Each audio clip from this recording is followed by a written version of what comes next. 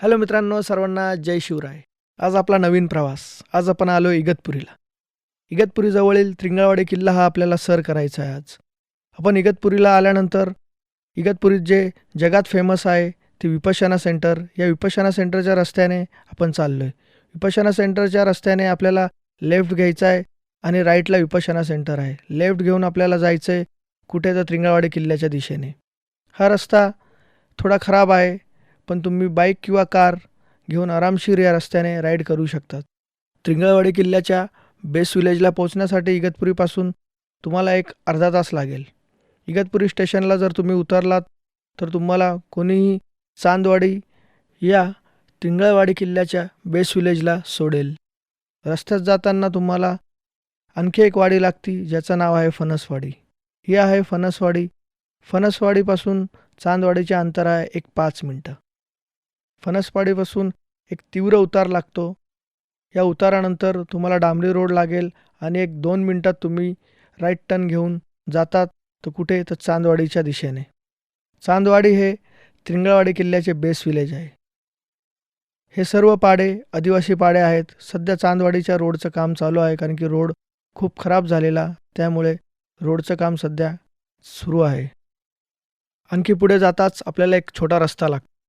या रस्त्याची खासियत म्हणजे या रस्त्याच्या दोन्ही बाजूला हिरवीगार झाडे आहेत आणि मधून मस्त रस्ता आहे. ज्यावेळेस आपण बाईकने किंवा कारने प्रवास करतो या रस्त्याने, त्यावेळेस एक भन्नाट मजा येते. म्हणजे एकदम छान वाटते या रस्त्याने राईड करताना. आता आपण पोहोचलो कुठे, तर फणसवाडीपासून 5 मिनटं अंतर असलेल्या चांदवाडीला. चांदवाडी हे त्रिंगळवाडी किल्ल्याला जाण्यासाठी असलेले बेस विलेज आहे. या ठिकाणी आपल्याला गाडी पार्क करावी लागेल. तसे एक 5-25 घरांची वाडी आहे ही.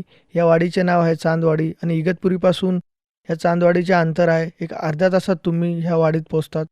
आधी विपश्यना सेंटर, नंतर फणसवाडी आणि शेवटचं जे बेस विलेज आहे ती चांदवाडी. या चांदवाडीला तुम्ही गाडी पार्क करू शकतात. चांगली जागा आहे. गाडी पार्क केल्यानंतर सकाळचे 7 वाजलेले आहे आणि हा समोरच आपल्याला दिसतो तो त्रिंगळवाडी किल्ला. चांदवाडीपासून त्रिंगळवाडी किल्ल्याचा डोंगर हा स्पष्ट दिसतो. आता आपण आपल्या ट्रेकिंगला सुरुवात करणार आहे. या ठिकाणी आपण आपल्या गाड्या पार्क केल्या आणि आपल्या ट्रेकिंगला सुरुवात केली. सकाळचं वातावरण आहे मस्त. सकाळचे 7 वाजलेले आहे. डिसेंबर महिना आहे. थोडी थंडीची चाहूल आहे, गुलाबी थंडी, आणि त्या थंडीत आपण आता आपल्या ट्रॅकला सुरुवात केलेली आहे. वाट तशी पायवाटच आहे किल्ल्यावर जाण्यासाठी. एक वाट आहे त्रिंगळवाडीकडून, जे की इगतपुरीच्या त्रिंगळवाडी साईडने आहे, आणि एक वाट आहे चांदवाडीकडून. तर आज आपण लक्षात ठेवा चाललो आहे चांदवाडीच्या वाटेने. या वाटेने वर जाताना आपल्याला थोडी चढाई लागणार आहे, त्यामुळे ट्रॅकिंगसाठी खूपच भन्नाट मजा येणार आहे. सध्या पूर्ण गवत सुकलेलं आहे. वरती जाण्यासाठी पायवाटच आहे. आपण पायवाट काढत वरती चाललेलो आहे.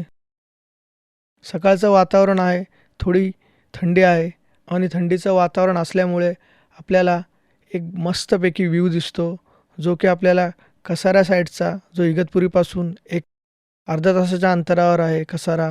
हा पूर्ण कसारा साईडचा व्ह्यू आपल्याला या डोंगरावरून दिसतो. व्ह्यू एकदम छान आहे. आपण पायवाट काढत वरच्या दिशेने चाललेलो आहे. वाटेत थोडे छोटे मोठे दगडंसुद्धा लागतात. थोडी दगडाळ पायवाट आहे.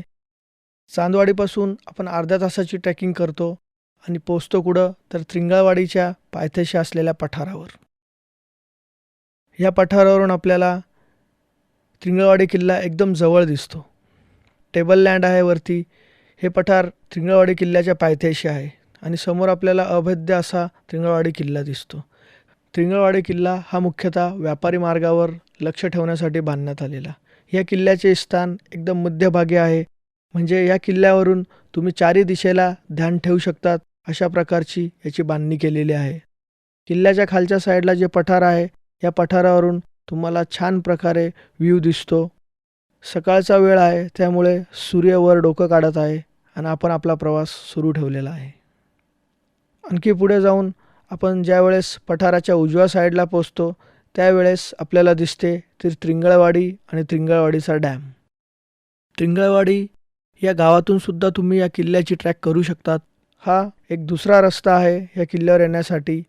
म्हणजे मुख्यतः त्रिंगळवाडीवरून तुम्ही जर आलात तर तुम्हाला शेवटची जी पत्र्याची वाडी लागते, त्या वाडीवरून तुम्ही तिथे आपल्याला बाईक पार्क करावं लागते आणि बाईक पार्क करून तिथून आपल्याला किल्ल्याकडे यावं लागते. खाली हा त्रिंगळवाडी डॅम आणि डॅमचा व्ह्यू आपल्याला मस्तपैकी दिसतो ज्यावेळेस आपण वरती येतो किल्ल्याच्या पायथ्याशी.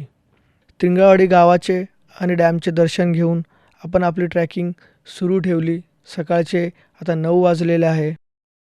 पुढे जाताच आपल्याला पायवाटच लागते मातीची आणि ह्या पायवाटेत थोडं आपल्याला दगडं आणि लहान लहान खडे आपल्याला लागतात आणि रस्ता हा एकदम झाडाझुडपातून आहे. त्यामुळे तुम्ही जर इथे येत असाल तर तुम्ही फुल पॅन्ट आणि फुल टी शर्ट घाला, म्हणजे तुमच्या हाताला इजा होणार नाही किंवा पायाला देखील काही वाटणार नाही. रस्ता तसा छान आहे, काही प्रॉब्लेम नाही, आरामशीर तुम्ही चालू शकतात. न्यू ट्रॅकर्ससाठी या ठिकाणी तुम्ही 1 तासात तुम्ही या ठिकाणी पोहोचू शकतात. इगतपुरीपासून किंवा त्रिंगळवाडीपासून ज्यावेळेस तुम्ही ट्रेकिंगला सुरुवात करतात त्यावेळेस सेमच वेळ लागतो वर जाण्यासाठी. आता डोंगराच्या बाजूने कडेकडेने आपण वाट काढत चाललो आहे त्रिंगळवाडी किल्ल्याच्या मुख्यद्वारापाशी. आता आपण पायथ्याशी पोचलेलो आहे किल्ल्याच्या, जिथून आपल्याला दगडी पायऱ्याची वाट लागेल. समोरच दगडी पायऱ्यांचे दर्शन आपल्याला होते. या दगडी पायऱ्या अंगावर आहे, एकदम दगडात कोरलेल्या आहे. एक अखंड डोंगर फोडून ही वाट बनवण्यात आलेली आहे असे आपल्याला भासते. या पायऱ्या देखील एकदम अंगावर आहे. तर या पायऱ्या सर करून वर येताच आपल्याला मारुतीरायाचे दर्शन होते, जो की दगडात कोरलेला आहे आणि त्याच्या बाजूलाच मुख्यद्वार आहे. या मुख्यद्वाराला सध्या दरवाजा बसवण्यात आलेला आहे आणि या मुख्यद्वाराच्या आजूबाजूला काही कपाऱ्या खोदण्यात आलेल्या आहे, ज्या की पूर्वी लपण्यासाठी याचा वापर करण्यात येत असावा असे वाटते. आणि गडावर अनेक संघटनेने आपली मोहिमा केलेली आहे. त्यापैकी काहींनी आपले बोर्ड या ठिकाणी लावलेले आहे. हा तुम्हाला दिसतो इथे एक फोटो फ्रेम लावलेली आहे. सह्याद्री ग्रुपने इथे मोहीम राबवलेली आहे. सध्या देखील इथे कामच चालू आहे. या मुख्यद्वारातून ज्यावेळेस आपण प्रवेश करतो त्यावेळेस समोरच्या बाजूला आपल्याला मारुतीरायाचे दर्शन होते, जे की सामर्थ्याचे आणि वीरतेचे प्रतीक आहे. प्रत्येक किल्ल्यावर मारुतीराय आपल्याला दिसतो. पुढे जाताच आपल्याला या किल्ल्यावर काही अवशेष भेटतात, जे की पडलेले आहेत, काही वाड्यांचे अवशेष. पूर्वी हा वाडा असावा किंवा इथे लोक म्हणतात इथे एक घोडे बांधण्यासाठी जागा केलेली होती.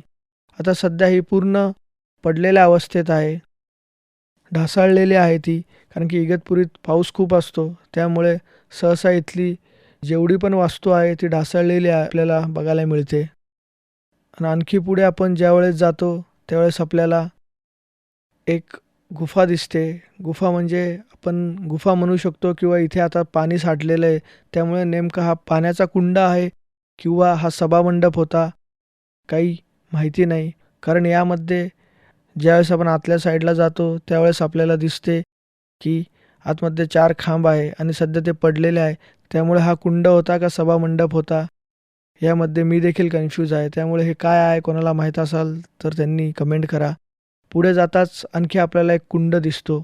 या कुंडामध्ये पिण्यासाठी आणि तुम्ही इथे आलात तर जेवण बनवण्यासाठी या कुंडातून पाण्याचा वापर करू शकतात. या कुंडाचे महत्त्व म्हणजे जेव्हापासून हा किल्ला बनवण्यात आलेला आहे तेव्हापासून या कुंडातले पाणी आटलेले नाही. एवढ्या वरती कशा प्रकारे पाणी आहे हे बघून आपल्याला आश्चर्य वाटते.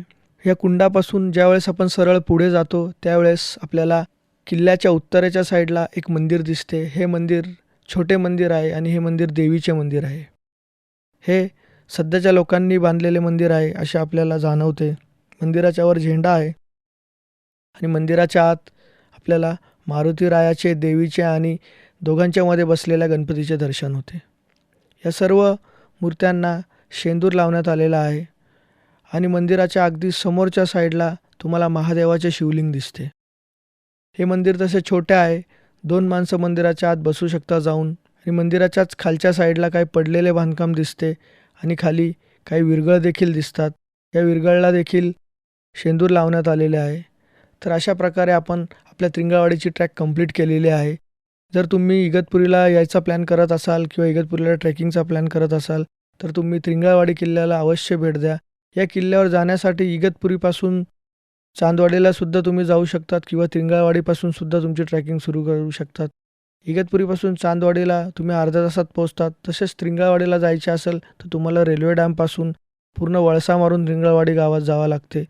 फक्त एवढंच आहे, चांदवाडीवरून जेव्हा तुम्ही ट्रेकिंगला सुरुवात करणार त्यावेळेस चढाई थोडी अंगावर आहे आणि त्रिंगळवाडीवरून ज्यावेळेस तुम्ही ट्रेकिंगला सुरुवात करणार त्यावेळेस तुम्हाला जैन लेणी आणि चढाई थोडी मध्यम आहे. त्यामुळे अनेक तासाभरात तुम्ही या किल्ल्यावर आरामशीर पोहोचू शकतात. किल्ल्यावर बघण्यासाठी तुम्हाला मारुती राया, काही कुंड, काही पडलेले वाडे आणि काही एक देवीचं मंदिर आहे. त्यामुळे तुम्ही अवश्य त्रिंगळवाडी किल्ल्याला भेट द्या आणि अशा नवनवीन ट्रॅकिंगच्या व्हिडिओसाठी आपल्या चॅनलला आजच सबस्क्राईब करा. सर्वांना नवीन वर्षाच्या शुभेच्छा आणि सर्वांचे पुढील वर्ष सुखाचे जावो ही ईश्वराचरणी प्रार्थना आणि सर्वांना पुन्हा एकदा जय शिवराय.